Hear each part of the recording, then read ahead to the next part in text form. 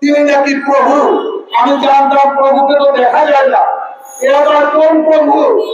প্রভু নাকি গ্রেফতার হয়েছে। তো প্রভু সম্পর্কে বেশি কিছু বলতে চাই না, তার কয়েকটা ভিডিও আমি দেখেছি।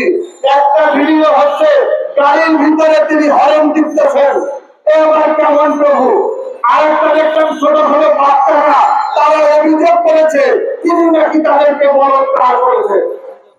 আমরা মনে আছে মাওলানা মামুনুল হককে তার স্ত্রী সহ গ্রেফতার করে তাকে যেভাবে নিপীড়ন করা হয়েছে, বাংলাদেশের 18 কোটি মানুষের কলিজায় আঘাত করা হয়েছিল, সেদিন কিন্তু আমরা নির্দোষ ছিলাম বন্ধুরা।